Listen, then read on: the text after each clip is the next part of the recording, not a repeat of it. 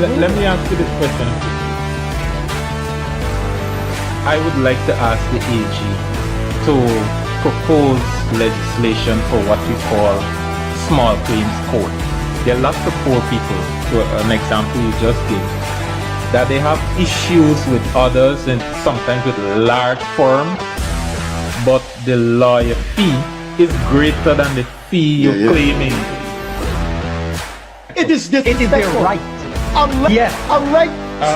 The right that someone has. All our rights exist in context. What is the context of a second medical opinion? Because you're disrespecting the process. No. Jesus, this is common sense, man.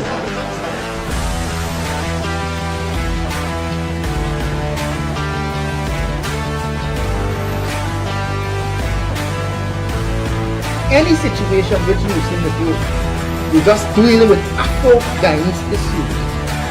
If one, you can't bring and pull the leaders of the African community together, you're failing. And if two, you can't put forward a future, a blueprint, and a plan for African Guyanese, you're failing as well.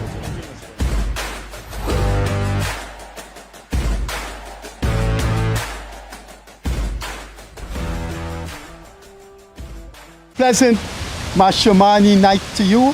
Thanks for being with us on this special day in the calendar of Guyana, February the 23rd, Mashomani.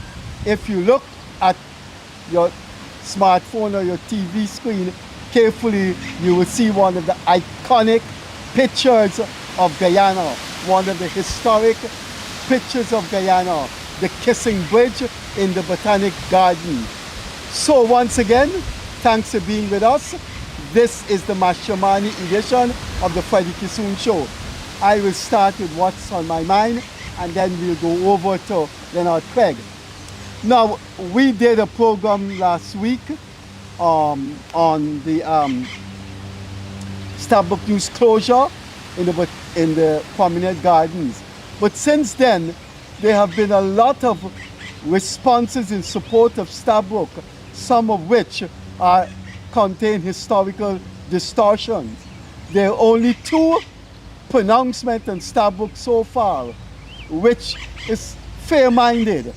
One is from Clement Rohi, in which he implies, look, this paper has done yeoman service to Guyana. No one can doubt that. Let me say, I am sorry Stabroek is closing. I wish we would have more newspapers rather than have less. But I am a historian. I am an analyst. I just cannot say things that contrary to scientific occurrences.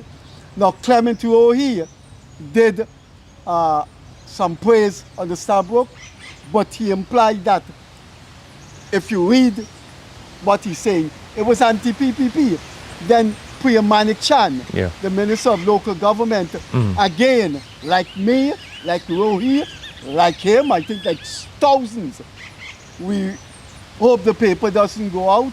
The paper has done a priceless service to Guyana. But Priya Manik Chan said, look, this paper's been very nasty to me as a minister, and I could have sued them. And so you have this outpouring which ignores facts, ignores glowing pyrotechnical facts. The Stabroek News since Ofanari became president have been insanely hostile to the government, using racial tones, using class tones, and using outright irrational condemnation of the government. How could you assess the Stabroek News and ignore these things? Now, one lady who's a perennial critic of the government lives in one of the coldest places in the world, British Columbia, lives there, works at the university there, while we in the global south and in Guyana have a university that teaches forestry. She teaches forestry in the coldest place on planet Earth after Siberia, British Columbia. Now, in praise of Stabroek News, this is what she said. And I want to use this in the context of when you look at the people who criticize the government. No wonder the government won the election the last time and going to win all the elections to come. because these people have no credibility. Listen to what Dr. Janet Bulkan said in praise of the Stabroek News, which is about to close. Its editor-in-chief, Anand Prasad, has been the most consequential Guyanese from the late 20th century onwards. Do you realize the depth of asininity in that statement? The editor of the Stabroek News has been the most consequential Guyanese from the late 20th century. This woman's ignorance is unlimited. Do you know who's Chedi Jagan? Do you know who is Walter Rodney? Do you know who's Jesuit priest Father Andrew Morrison? Do you know about the genius of Isu Prasad? Do you know about the brilliance of Clive Lloyd? And this woman took a 10th grade journalist who is overtly biased, has no professional journalistic, followed no professional journalistic standard the past 10 years. And she said he is the most consequential Guyanese, the most consequential Guyanese Guyana producer from the late 20th century onwards. I wonder what they got a man like Joey Jagan who says crazy things. I wonder when he heard that what he's going to say in relation to his father, who's genuinely regarded as a Guyanese, Caribbean, and global hero. But those are the things you read, you hear, you see, coming from people who every day tells you the government is demonic, dictatorial, no good. And look at the things they say. I will say one more thing about these kind of people, then two things, then go over to Leonard Craig. Amanda Walton Deserve. Amanda Walton Deserve. Every day is the criticism of the government. We have to hold them accountable. We have to have transparency. This is an undemocratic government. And there is internecine warfare going on in Amanda Walton Deserve's party, Forward Guyana. One of the three units in that party, VPAC, and its two leaders, Darwin Best and Francis Bailey, are accusing Walton Deserve of being undemocratic, of hogging power, of not sharing assets. And then there is Vincent Alexander. Read the papers last year. Read the papers the year before. Read the papers 5 years ago. Read the papers last month. Vincent Alexander is a pernicious, vitriolic critic of the Guyana government.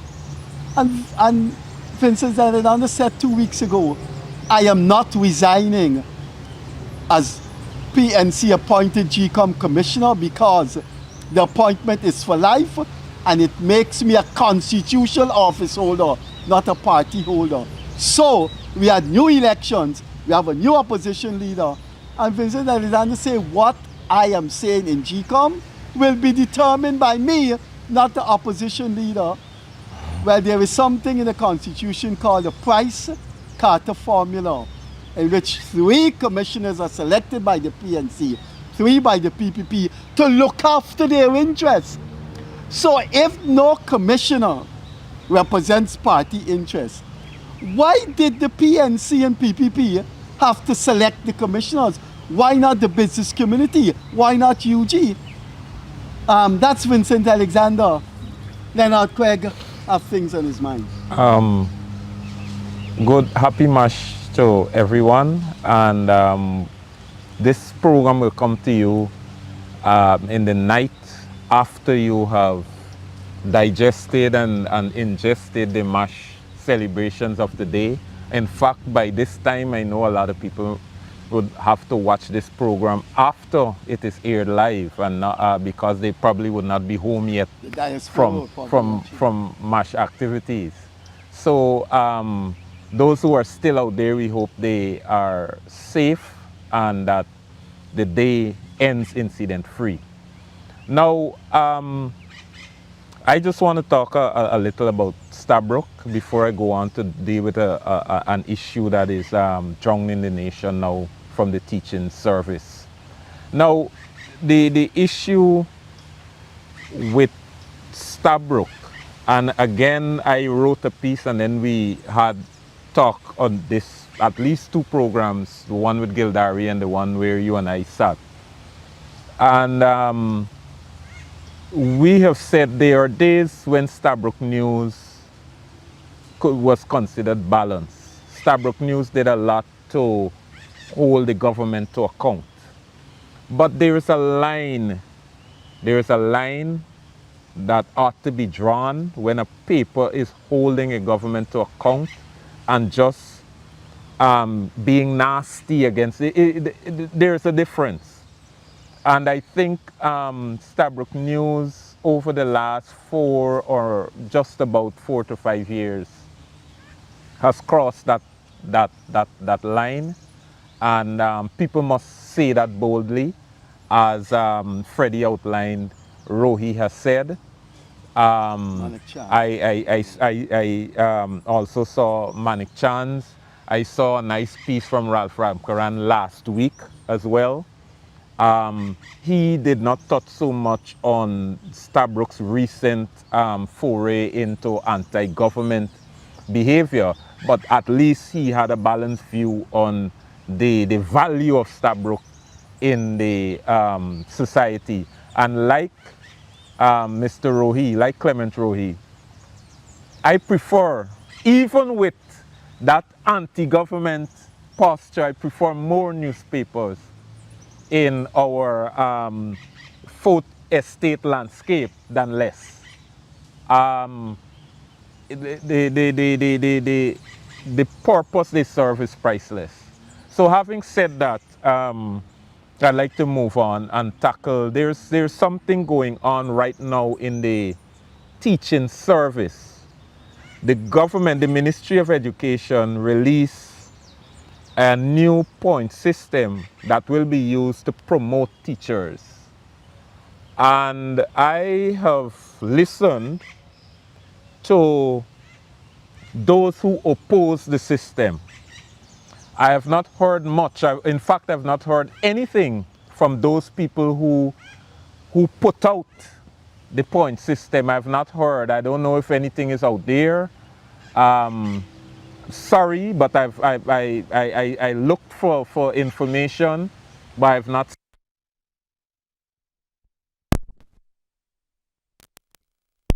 I considered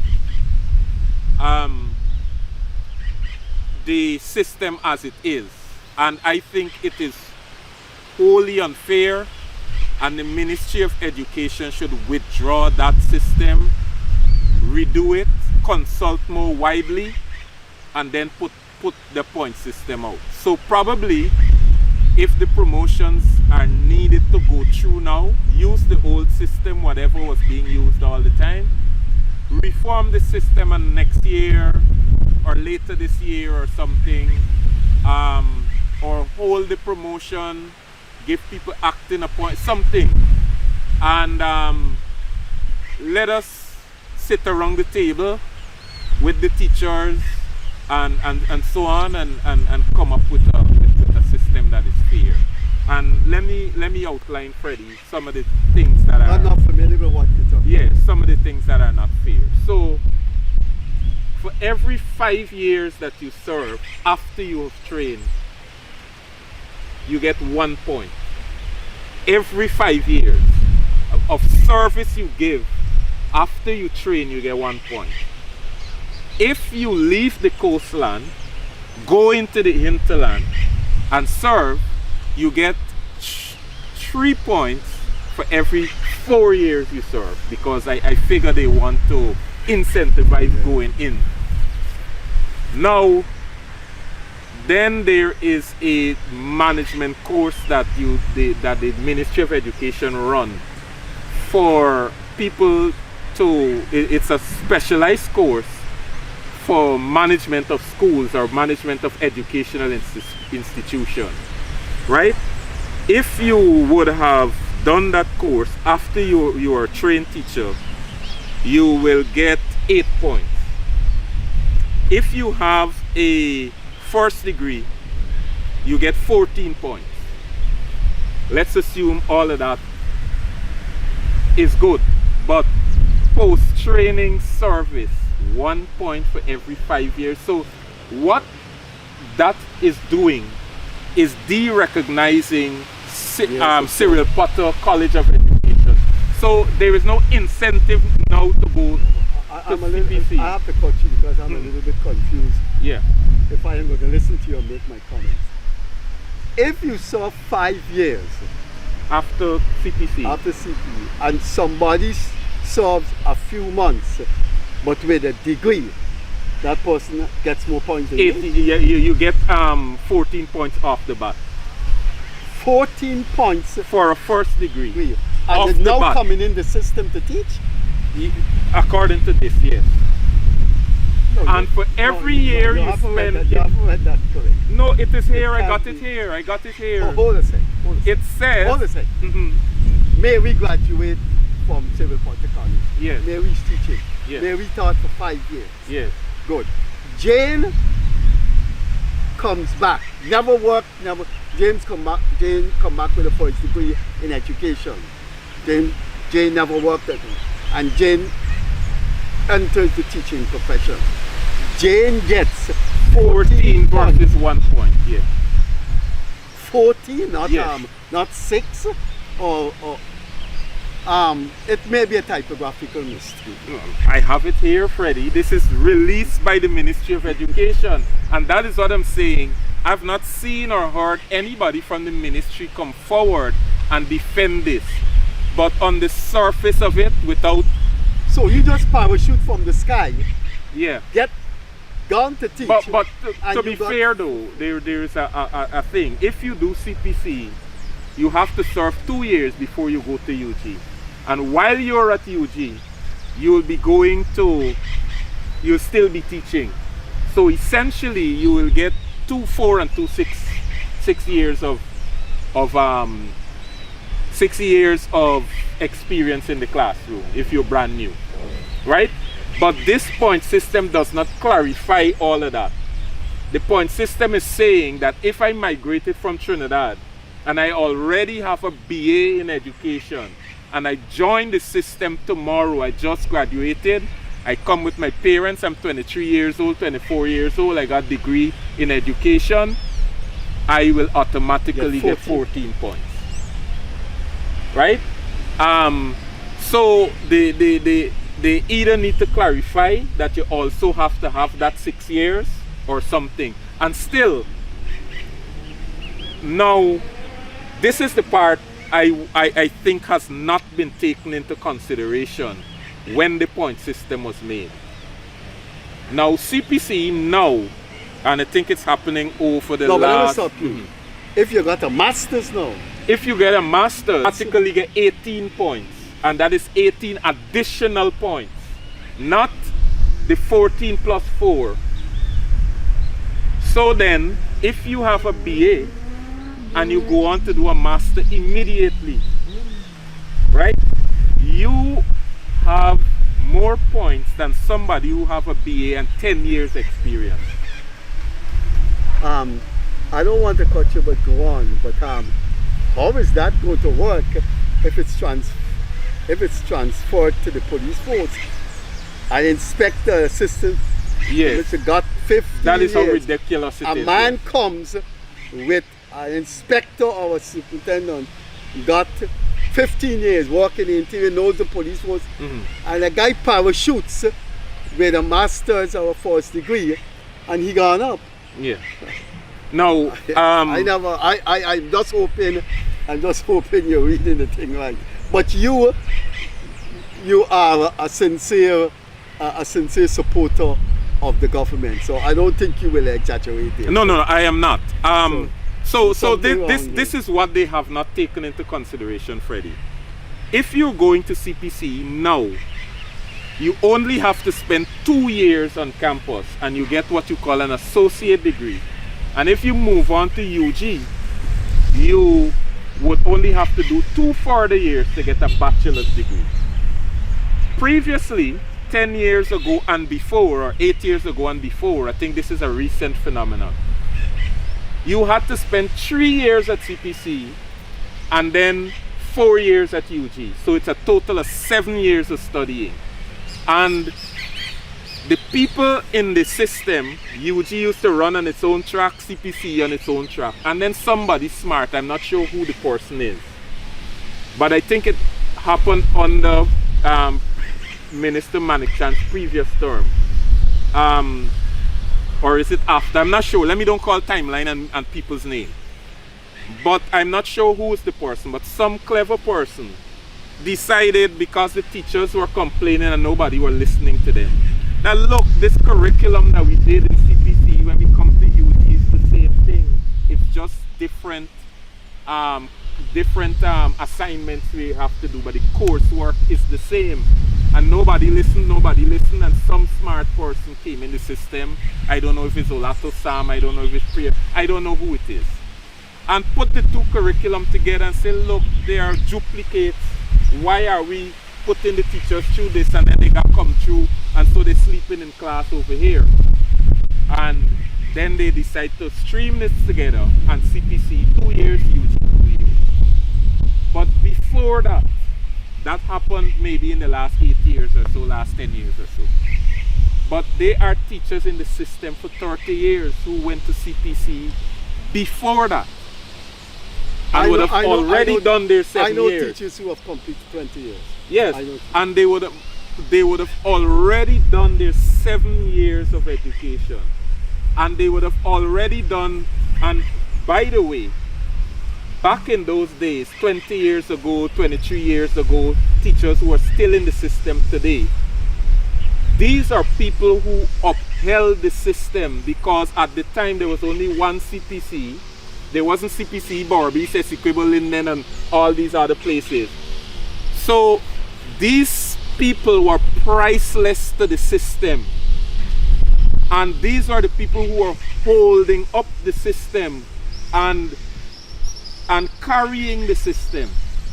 Further to that, they only allowed 4 teachers at a time to go to UG. So if you're in a school of 20 teachers, only 4 could go to UG at one time. So if there were 8 teachers wanting to go to UG, you had to wait 4 years until those 4 finish UG, then another 4, and then another 4. So if you were number 9 in the line, you had to wait 8 years before you go to UG. And then 20 years later, somebody is coming to penalize you for not going to UG to get your 14 points, for working without going to UG. So you only get 1 point for all those years that you were holding up the system when nobody was doing masters, when people were hardly doing university degrees. To come 20 years later to do this to people, I think it's extremely wrong. Also, I don't see any points to people who would have taught before going to CPC or before going to UG. I think that time should be recognized in some form.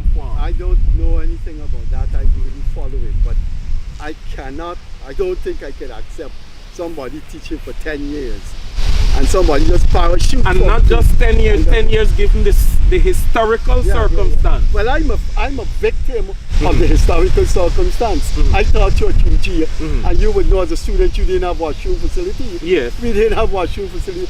I taught at UG and then had handout to give students. So I know about that. But the thing about this country is that I wish you don't have to be anti-opposition, anti-government.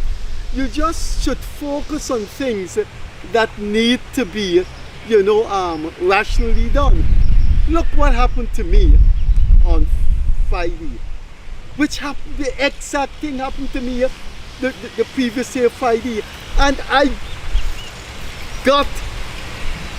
was livid on this program a year ago and talked about it. The second largest car park or maybe the largest car park in Guyana is the Marriott car park. The Marriott car park is at the back of the Marriott, and it has been landscaped, and it's a large car. Every year when there's the energy conference, they block off Camp Road at Ivlery going west. They block off going north or going south on Water Street till to pass the First Cross Street. You can't go to the pet place and buy your pet food. How could you have an energy conference at a hotel that has the largest parking space and you blocking up 4, 5 streets and causing confusion? And I was caught on this. Last year I was caught in it. If you are living in Guyana, please be a sane person and drive into the side of Marriott, where the teacher service insert is, where they used to register, where they used to register the indentured servants. At the back of Marriott is a huge car park. Now if you block up 5 streets for one day because the president, that happens all over the world. The president is coming, security is tight, he makes his presentation and he's gone. Why you have to block up those streets 3 days after when there is parking in Marriott? Yeah, and even if the parking overflow, they could drive around to the back of Marriott, park on the beach, and that's the parking thing I'm talking about. And then walk into the... There's an entrance to walk into the hotel. Yeah, and there's a... I am on that seawall all the time. Yeah. And that seawall is huge. You can't pull that up. Why you blocking up streets for a conference? I live next to the convention center and no street was blocked up for the most important 65 persons in Guyana, the legislators, all the cabinet ministers, leader of the opposition, permanent secretaries, prime minister. And you drive past, and if you have the cabinet in a building and you block off 5 streets, why are you blocking off 5 streets for the energy conference? And it happened last year, it happened this year, it's going to happen next year. You know how much times in this program we talked about why people have to go through a whole system just to renew their endowment bank account. And yeah, you want to know where is Guyana? So I just want to wrap up on the teaching thing. I would advise those who put that thing together. That is not how point system is done. It should be reconsidered, yeah.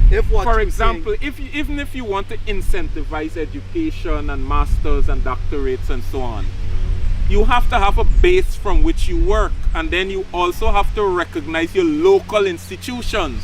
So if I go to CPC and I get in 1 point for every 5 years, you're disincentivizing people who want to attend that institution. It's best I go straight to UG and finish my and get your 14 points. Don't go to CPC, serve a little, then go to UG, serve a little, then do your master's. You're disincentivizing service altogether. And you telling people, you know, skip all these steps, the service, getting experience in the classroom, skip all these steps and go straight. So what you do, you have to have a base. Your local institution is your base. You want people to have that experience of going to CPC, sharing in the culture, learning more than just running in a classroom, study and run out. And to incentivize that, your points got to tie into national development and all of that. So your points got to incentivize going to CPC. Your point system got to incentivize getting a bachelor. So the CPC degree now, which is in associate degree, is supposed to be the foundation. Or if you want to make the bachelor the foundation, the bachelor is the foundation, and every other point is an add-on. every other year of service is an add-on. So you have your bachelor, years of service after that, you get a 1 point for every year or 2 point for every year or whatever it is. And for a master that you get, it's an add-on. And usually, a master, the add-on to the master is usually equivalent to 5 years of service. Even if you want to make it equivalent to 8 years of service, because you want to, during that 8-year period, you want to incentivize going and get your master's. So let's say you have a bachelor worth 15 points. The add-on for a master should be, let's say, 6 points. And if you work 8 years, you can get that 6 points as well. It cannot be that you getting 14 points for a master and you work 6 years, 10 years, 20 years and still can't reach that 14 points. Something is wrong with that. Something is wrong with that. And I would like to ask the CEO and everybody else who sat down and made that decision to review it. You gotta be careful. You gotta be careful of who. You gotta be careful of who made an input into that thing. It could be, and that's one of the problems. That is one of the psychological problems these countries in the global south have. It could have been an education expert, but someone totally unfamiliar with the Guyanese history and Guyanese. When I saw the point system, I thought it was just lifted from somewhere and presented, and it does not reflect the Guyanese reality.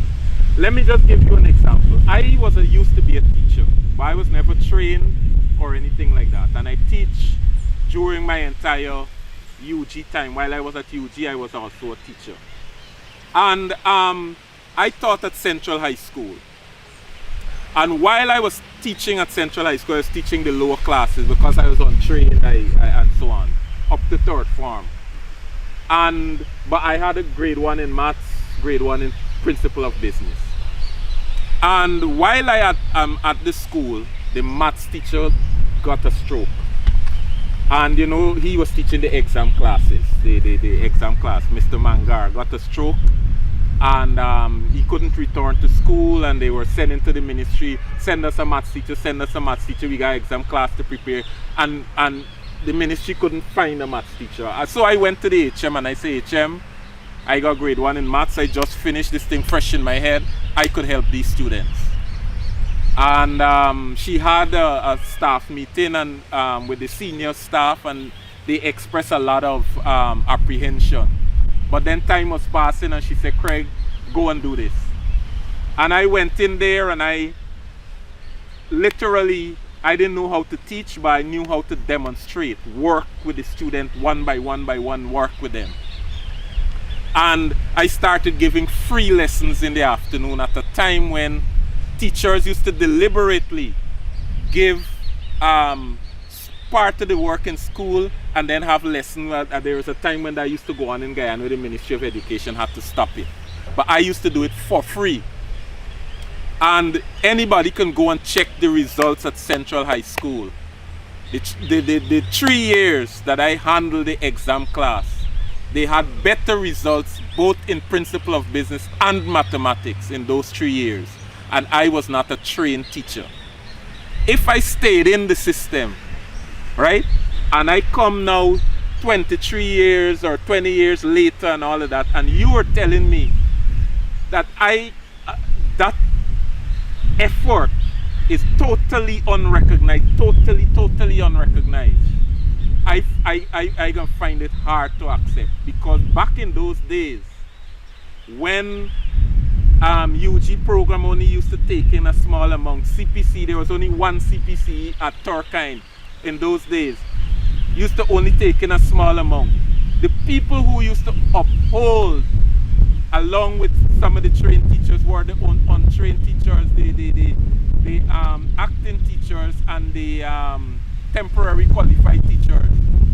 They stood in the system and helped, and if they stayed in the system, went to the college, even if it's 1 point for every X amount of years, it should be recognized. And I think it should stop being recognized from the time when CPC became pervasive and the government made a policy that all teachers who are not trained and who are in the system must go to school.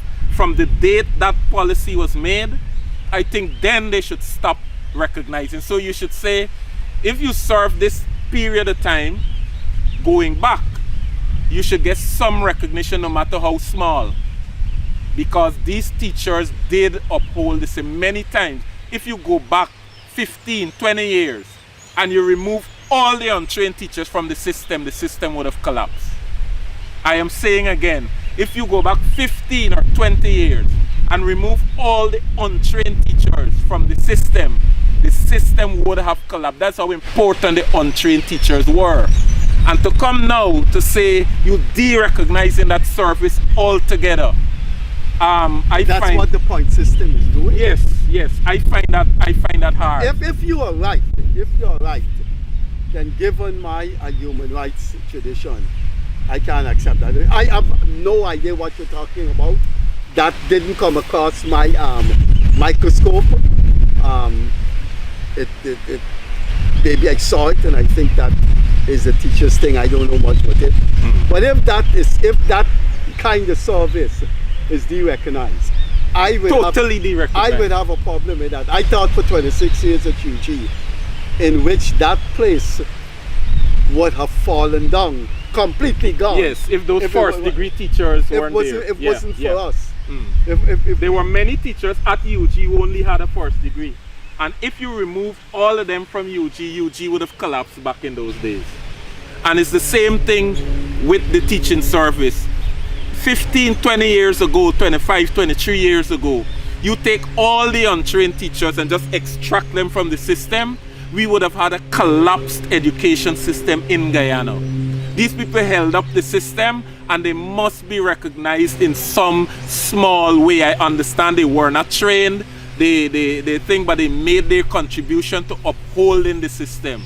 And when things got better, when you now have CPC all over the country, branches, and you now have university program, you now have goal, and things are better, I understand if you're still an untrained teacher in the system, you don't get points. I understand that.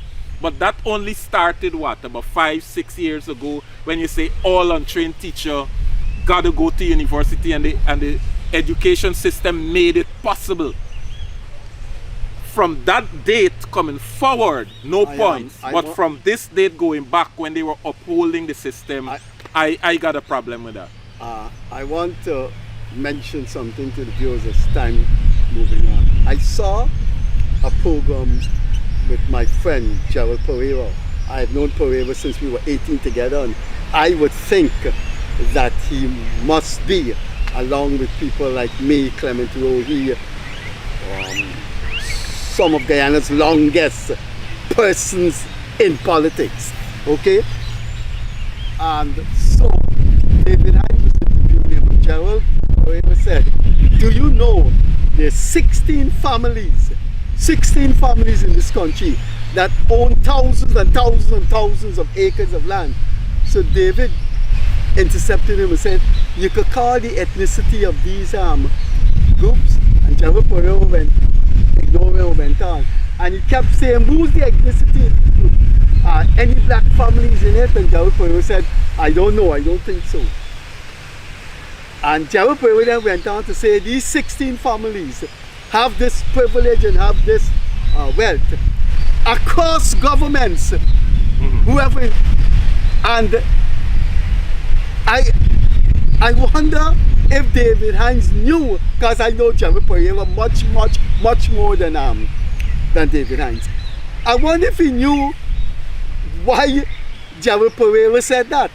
Because Gerald Pereira probably said that across governments to say to him, even when there wasn't Indian government David Hines' government was in power for 5 years and did not increase the retirement age for black people, African Guyanese, public servants, police, soldiers.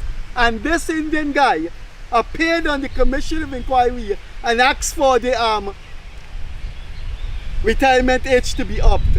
And I don't think he knew what Gerald was getting at when Gerald said, and his family remained that wealthy in that possession of land across different governments. So somebody should ask David, when you ask Gerald, these ethnicities, who are the ethnicities of these 16 families? Why he, when he was part of APNU+AFC government, he didn't ask Ranger that. He didn't ask Clive Thomas that. Why he didn't? You know, and these are the things you need to point out to people to correct the historical record. Because when a lady from Timbuktu sit down and she listening, and David Thorne say, call the name of the ethnicities, the lady from Timbuktu would know that David Hines was part of a government of which a predominantly African party was in charge.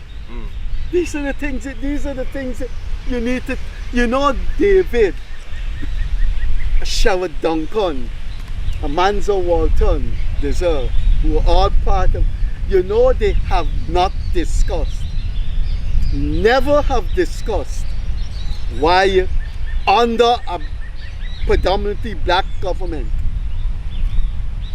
public servants, which is 98% African, retirement age was never upped. You see some men looking like 25 years, and when you ask them, what are you doing? I'm retired. I see a traffic guy, I know a traffic officer. Craig, if you see this guy, you never believe he's 55. And he's a retiree. It sounds so comical looking at this young man, and he's a retiree. And you know, I never heard David Hines discuss those things. 3-4 times a week on podcasts, and he never said, well, looking back at that commission of inquiry, David Hines asked Gerald Pereira, who are these 16 families that own all this land? And David Hines' government had a land commission of which I appeared, which I appeared as a witness. And look at my name and my hair. I forget what they call it, and commission into ancestral lands or something like that. Nothing came out of it. Nothing came out of it. It just disappeared, the report. And he just like the public service report. That's right. And all the commission that they had that could have had a recommendation to assist Afro Guyanese, all was tucked away under carpet somewhere, and you know, nobody knows where these things are, and you know, it never saw the light of day. And dozens of millions of dollars were spent to run these commissions, and the results just disappear. But people can find it. Some of those same people who are involved, because you exercise a right to be part of a government, I could acknowledge that the PPP is predominantly East Indian. They predominantly draw their support from East Indian and predominantly is membered by East Indians. You could acknowledge that, and because you're part of such a party, you got all kinds of labels, them house slave, them all kinds of names.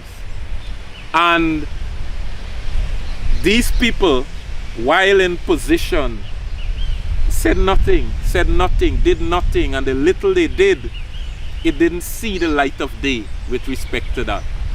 And people are saying that the coalition raised public servants' salary above a certain level, and they were going to do what have you. What people don't understand, that was good that they raised public servant salaries, and I could acknowledge that. I'm not here to disacknowledge that they raised public servant salary, I think a total of about 37% over the number of years. I could acknowledge that.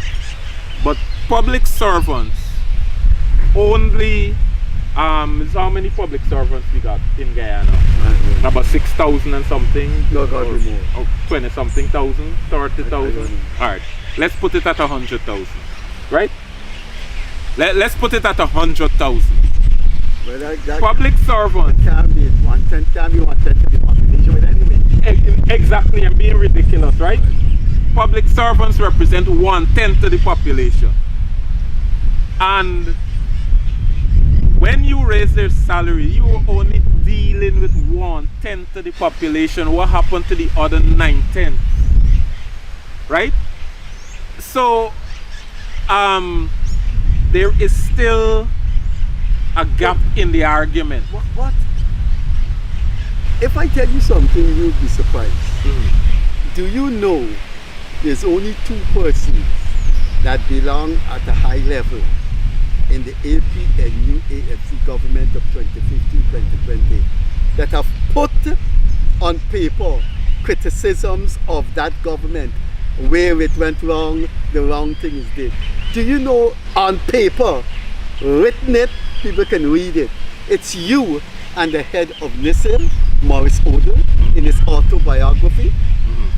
Nobody, let's go through the list, the entire AFC leadership.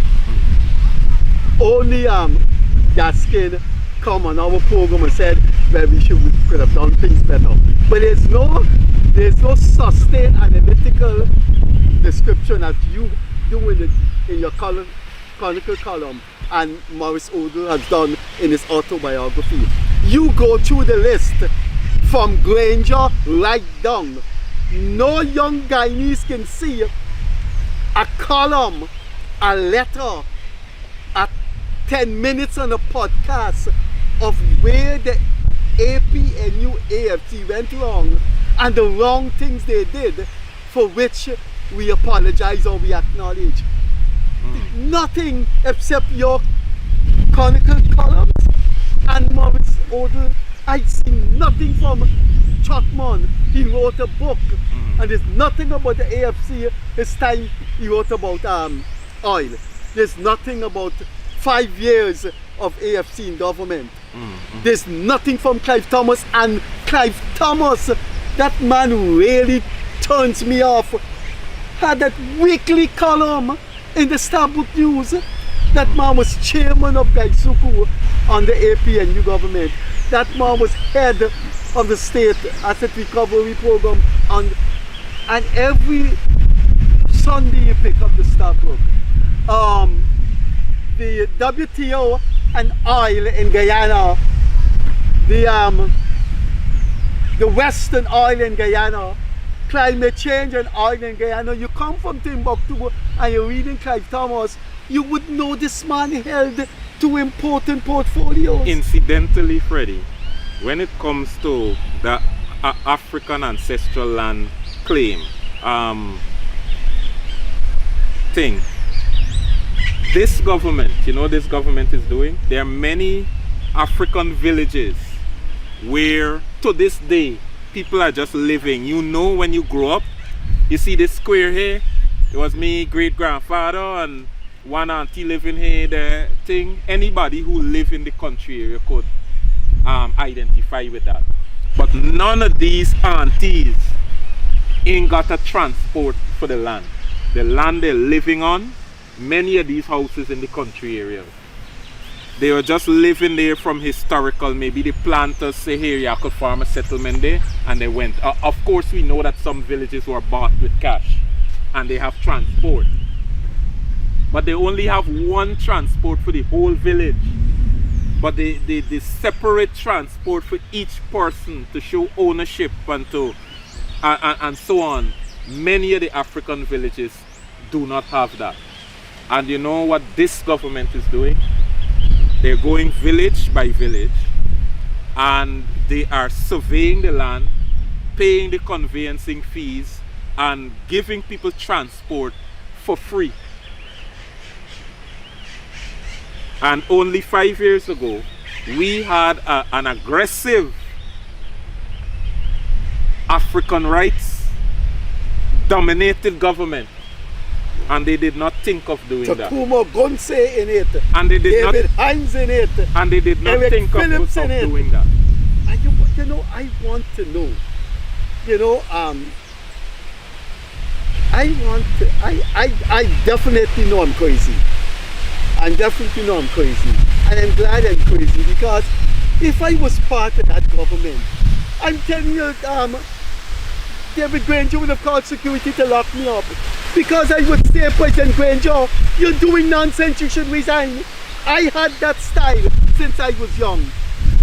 I would go into meetings when I was a youth in the PPP, when I was a youth in the WPA, and then I'd Craig and to the viewers out there, I would make big story.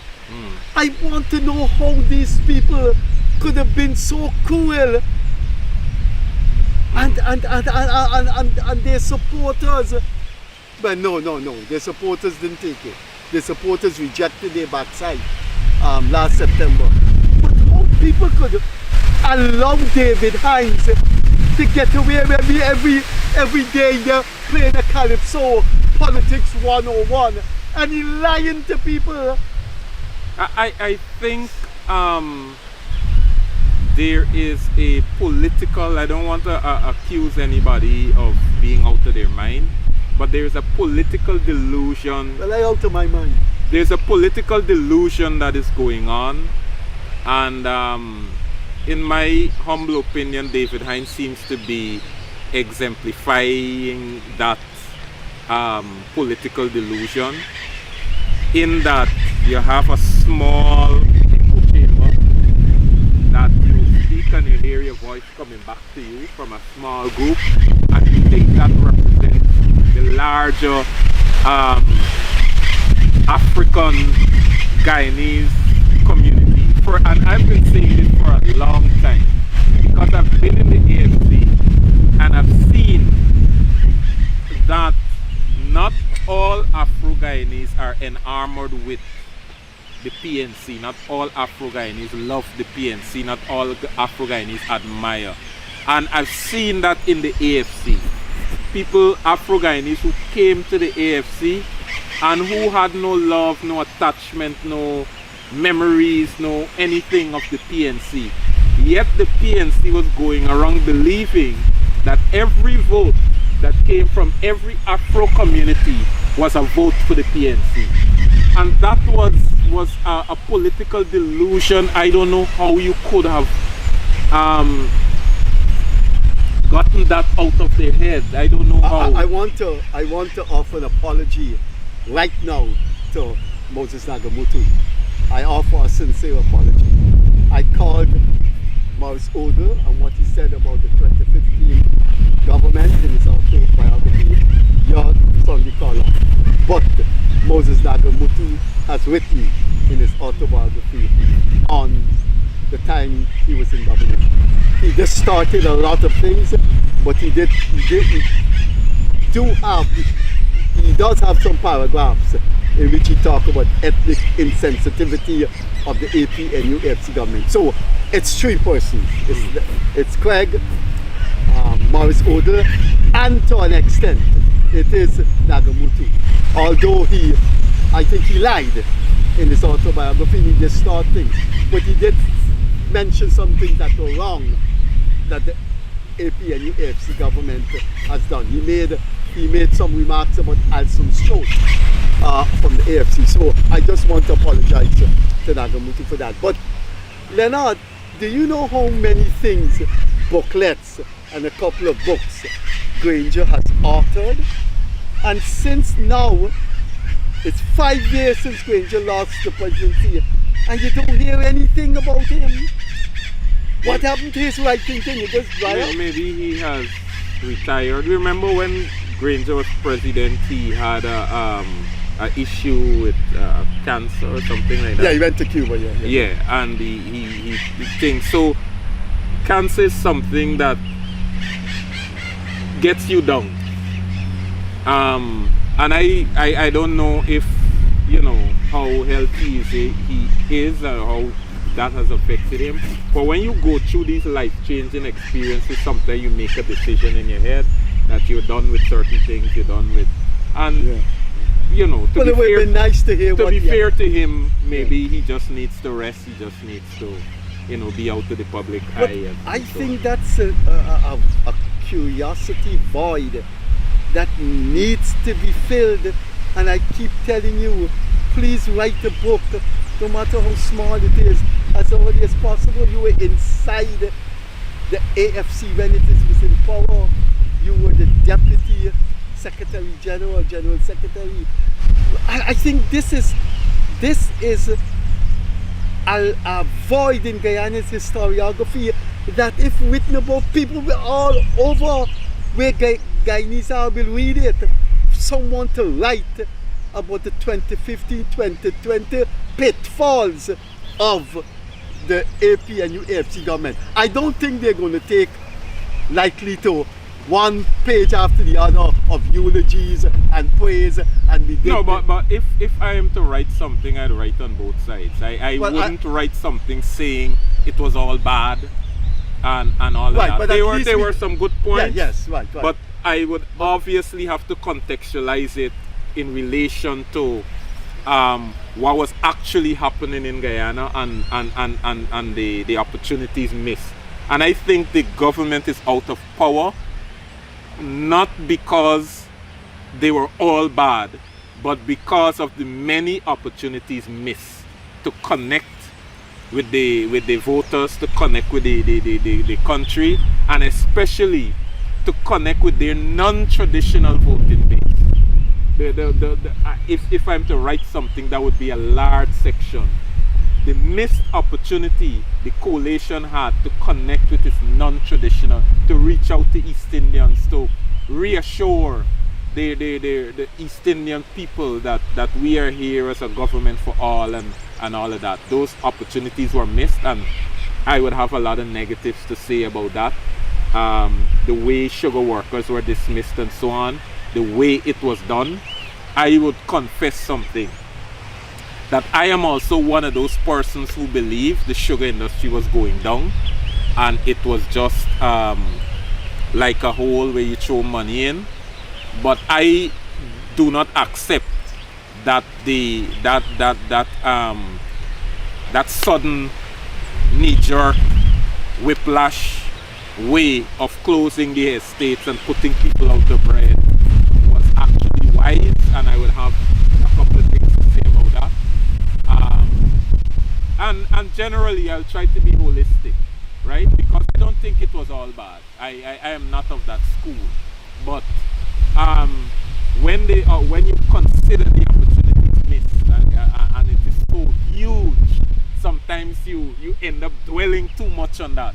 And then sometimes I get accused, oh, you was with them all the time and you didn't see it, you didn't say no. Let me tell you something out there. I had a lot to say, and I will say it again. When you are a politician, I was not Freddie. Freddie was not part of the government. He was an analyst and an outsider. I was an insider. When you're an insider, you don't step out and castigate the government you're part of. I don't believe in that. So when I support that government, I speak internally. I use the internal channels, our meetings, and what have you. Similarly, I'm supporting a different government. Don't expect me to step out and castigate. That is not how people who are part of a political party work. And you would be unfair to me to expect me to do that.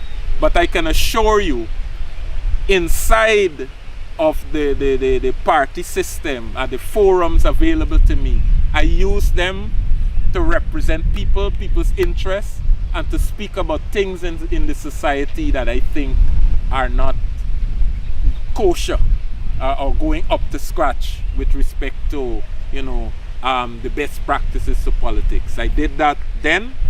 All the people of the AFC, the leaders and members of the AFC know that, and I continue to do the same thing. I am the same person, but the model of government now, I think it is and trajectory I think it is suitable for this time, and I have chosen to move with the time, and that is my political choice, and I want people to understand that. They are deeper psychological. I don't want to use the word political. Using the word political may be deceiving people, or maybe just the wrong label. But I think there were deep cultural and psychological reasons for the failure of APNU+AFC to transform Guyana. I take and I accept what you say. Roads not taken, opportunity not grasped. But I lived under that 5-year government. I analyze them every day. I was doing a daily column. So if you take 5 years, at a daily column, it's a few thousand. And I think there were deep psychological problems those people had. And I think that is what caused the Untergang in the end. But we've got to go. This is Mashimani night.